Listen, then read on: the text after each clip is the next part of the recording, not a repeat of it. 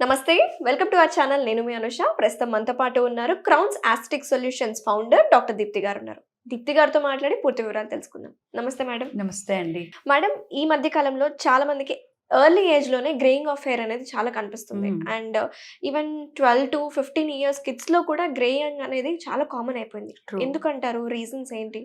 ఇందులో చాలానే ఫ్యాక్టర్స్ ఉంటాయి అనుష. మీరు చూస్తే ఒకటి హెరిడిటరీగా ఆల్రెడీ ఈ ప్రాబ్లం ఎగ్జిస్టింగ్ ఉంటే వాళ్ళ జీన్స్లో ఎర్లీ ఏజ్లో రావడానికి ఆస్కారం ఉంది. Okay. మరొకటి ఎక్కువగా స్ట్రెస్ తీసుకుంటారు. పిల్లలు అంత స్ట్రెస్ ఉండదు అని మనం అనుకుంటాం, కానీ స్ట్రెస్ అంటే టెన్షన్ పడడం, అతిగా ఆలోచించడం మాత్రమే కాదు, ఎగ్జాస్ట్ అయిపోవడం, అకాడమిక్గా ఆటలాడి కూడా ఎగ్జాస్ట్ అయిపోవడం కూడా మనకి స్ట్రెస్ కిందికే వస్తుంది. Okay. వారి పరిధిని దాటి వాళ్ళు ఇబ్బంది పడుతున్నట్లయితే, కష్టపడుతున్నట్లయితే that is also a stress. Okay. ఒక్కొక్కసారి న్యూట్రిషనల్ వాల్యూస్ అన్నీ కూడా ప్రాపర్గా లేనప్పుడు, for example B12 deficiencies, D vitamin deficiencies. ఒకప్పుడు అంటే పిల్లల్ని మధ్యాహ్నం నుంచి సాయంత్రం దాకా ఆటలకి కేటాయించేవారు. ఇప్పుడు మహా అయితే గనక ఒక 1 hour drill period, 2 hours drill period అలా ఉంటుంది. So somewhere we are lagging behind ఈ డి వైటమిన్ పిల్లలకు అందించడంలో. ఎగ్జాక్ట్లీ. ఇంకొకటి మీరు చూస్తే స్కూల్స్ జనరల్గా ఏ టైంకి స్టార్ట్ అవుతాయి? by 8:30 వాళ్ళు స్కూల్లో ఉండాలి. కొన్ని స్కూల్స్ అయితే 7:30కే స్టార్ట్ కదా. అయిపోతాయి. సో ఇంట్లో కనీసం 6:45, 7కి స్టార్ట్ అయిపోతున్నారు. వీళ్ళ కాలకృత్యాలు ఎంతవరకు తీర్చుకుంటున్నారు పిల్లలందరూ?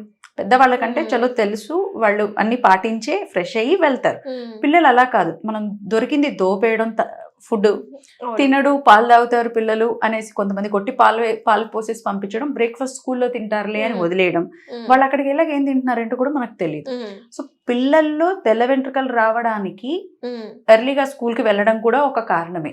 వినడానికి కొంచెం విదూరంగా ఉన్న మనందరికీ తెలిసిన నిజమే కదా ఇది. సో ఒకటి వాళ్ళు తినడం, ఒకటి అది ఎంతవరకు టాక్సిక్ ఫ్రీ అయిపోతున్నారు, చెత్తని బాడీలోని మలినాలని ఎన్నిసార్లు బయటికి పంపించేస్తున్నారు ప్రతిరోజు. ఒకటి పిల్లలు స్కూల్లో ఉన్నంతసేపు ఆ వాష్రూమ్స్ యూజ్ చేయడానికి హెసిటేట్ అయ్యి ఎక్కువ తినకుండా లేదా తాగకుండా మళ్ళీ వాష్రూమ్కి వెళ్ళాల్సి వస్తుందేమో, నేను స్కూల్లో వెళ్ళలేను, ఇంటికి వెళ్ళాకే వెళ్తాను, ఇలాంటివి పెట్టుకోవడం ద్వారా కూడా ఎక్కడో న్యూట్రిషనల్ ఇంబ్యాలెన్స్ అనేది క్రియేట్ అయిపోతుంది.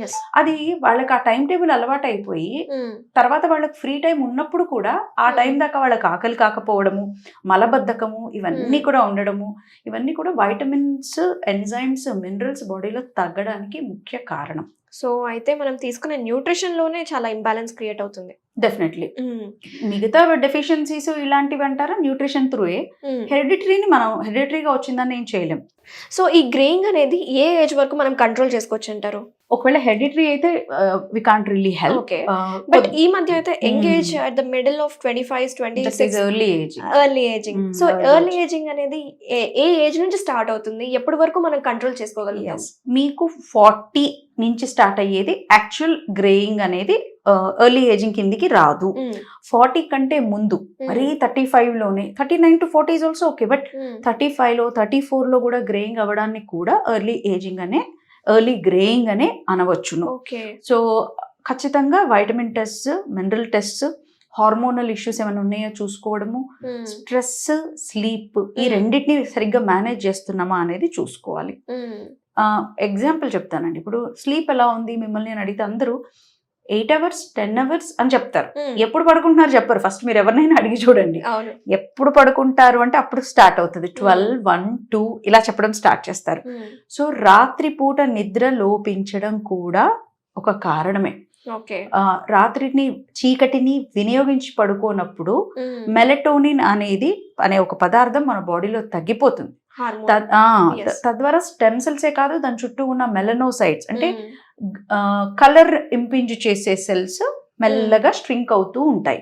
తద్వారా హెయిర్ థిన్నింగే కాదు, గ్రేయింగ్ కూడా స్టార్ట్ అవుతుంది. సో మీరు గమనించండి, పల్లెటూళ్ళల్లో చాలా త్వరగా పడుకుంటారు. పల్లెటూళ్ళల్లో హెయిర్ సమస్యలు ఎక్కువగా ఉండవు. మీరు గమనిస్తే బాగా ఒత్తుగా చక్కగా ఉంటాయి. ఈవెన్ 70s, 60s లో కూడా చాలా మందికి బ్లాక్ గానే ఉన్నాయి. అవును, తెల్ల వెంట్రుకలు అయినా ఒక్కొక్కసారి అది ఏజ్ వచ్చి అవ్వడమే తప్ప బట్టతలు అసలు అవ్వవు అట్లాంటి వాళ్ళకి కదా. So early sleep, late sleep లేకుండా కాస్త టైం మెయింటైన్ చేయడం చాలా అవసరం. జనరల్ గా మన టైం సన్ రైజ్, సన్సెట్ ని అనుసరించి జరగాలి. అలా జరగట్లేదు. మనకు సన్సెట్ ఎప్పుడు సాయంత్రం 5:30, 6కి అయితే మనం పడుకునేది ఆల్మోస్ట్ మిడ్ నైట్ 12 అట్లా అవుతుంది. అంటే అవును. ఎక్కువ మంది గురించి చెప్తున్నా, అవును. అందరూ కాదు. సో ఈ నిద్ర అనేది లోపించడం ద్వారా కూడా, అంటే మెలటోనిన్ మార్నింగ్ 5:30 వరకే, సన్ రైజ్ వరకే కౌంట్ అవుతుంది. సన్సెట్ టు సన్ రైజ్ మనం పొద్దున 5:30కి సన్ రైజ్ అవుతుంది, 6కి రైజ్ అవుతుంది అని అనుకుంటే ఈలోగా కనీసం 6.5 గంటల నిద్ర పోతున్నామా అది చూసుకోవాలి. 8 అవర్స్ పడుకుంటున్నాం కదా, నేను డే కవర్ చేస్తున్నాను కదా అని చాలా మంది అనుకుంటారు. That's a wrong concept.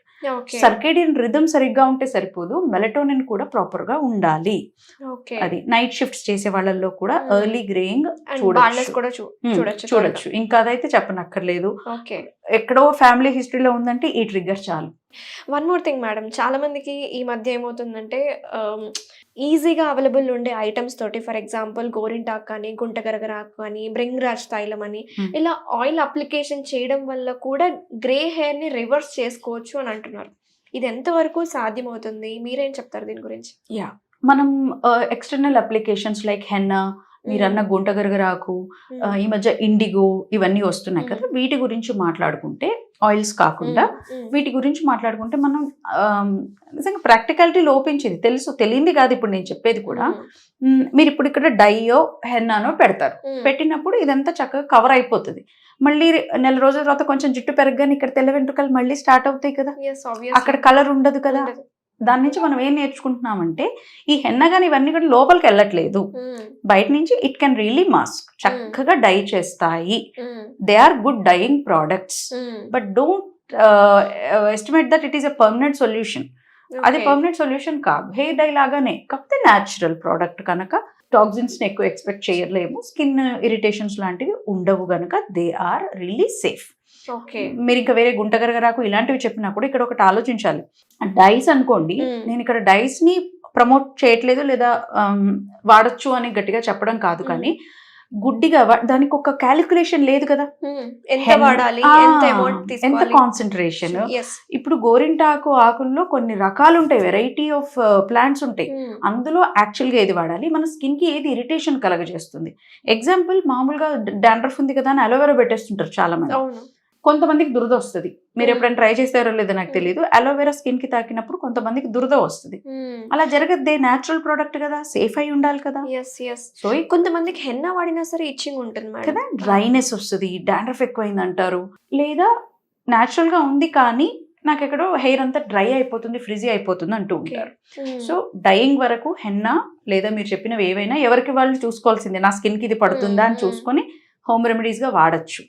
కానీ ఇది టెంపరీయే, పర్మనెంట్ గా జుట్టుని రివర్స్ చేసేదైతే ఎక్స్టర్నల్ గా పెట్టేది ఏది లేదు. ఇంటర్నల్ గా కూడా we can not do much. You can also depend on supplements, multivitamins. మనకి ఏదైనా డెఫిషియన్సీ ఉందని తెలిస్తే ఆ సప్లిమెంట్స్ వాడడము. కొన్ని సీరమ్స్ ఉంటాయి, స్టెమ్ సెల్ ని బాగా రీవైటలైజ్ చేసే సీరమ్స్ ఉంటాయి, అటువంటివి కూడా కొద్ది వరకు హెల్ప్ అవుతాయి. అవన్నీ కూడా లోపలికి వెళ్ళిపోతాయి పైన పెట్టినంత మాత్రాన అని కాదు, కానీ కొన్ని మాలిక్యూల్స్ రియలీ కెన్ పెనట్రేట్.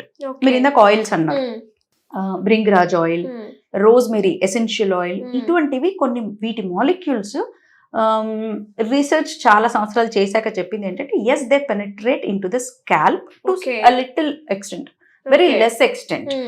పెట్టగా పెట్టగా పెట్టగా కొద్దిగా అవేదో లోపలికి అయితే వెళ్తాయి, బట్ వీ కెనాట్ ఎక్స్పెక్ట్ ఇమీడియట్గా. ఎందుకంటే మీకు ఎంత కాన్సన్ట్రేషన్ వాడాలి మనకే తెలుస్తుంది, మనం ఏదో పచారీ కొట్టు నుంచి పోయి తెచ్చేసుకుంటే కాదు కదా. సో దాన్ని ప్రాపర్ గా దాని క్యాలిక్యులేషన్ ఉన్నవి, FDA అప్రూవ్డ్ ఇట్లాంటివి అయితే గనక safe. So Bhringraj and rosemary oil have been proven to help in hair growth and reverse a little bit of graying. When ఆ గ్రేయింగ్ అనేది జస్ట్ రీసెంట్ టైమ్స్ లో వచ్చింది అయితే, ఓ 5 ఏళ్ల నుంచి ఉన్నదాన్ని అయితే మనం దాన్ని రివర్స్ చేయలేము. ఆల్రెడీ లోపల ఆ మెలనోసైట్ అనేది డెడ్ ష్రింక్ అయిపోయింది కనుక you can't help it regenerate. చచ్చిపోయిన సెల్స్ ని మళ్ళీ యాక్టివ్ చేయలేం కదా. సో కొద్ది వరకు రీసెంట్ టైమ్స్ లో జ్వరం వల్ల, స్ట్రెస్ వల్ల, నిద్ర లేకపోవడం వల్ల, డెఫిషియన్సీస్ వల్ల అయ్యి ఉంటే ఖచ్చితంగా మనం 6-7 months అయింది అంటే రివర్స్ చేయొచ్చు. థ్యాంక్ యూ మేడం, చాలా క్లియర్గా ఎక్స్ప్లెయిన్ చేశారు. గ్రేయింగ్ ఆఫ్ హెయిర్ అనేది ఎందుకు వస్తుంది, మన లైఫ్ స్టైల్ చేంజెస్ని ఎలా చేంజ్ చేసుకోవాలి, అలాగే న్యూట్రిషన్ అనేది ఎంత ఇంపార్టెంట్ అని చాలా క్లియర్గా చెప్పినందుకు thank you so much. Thank you.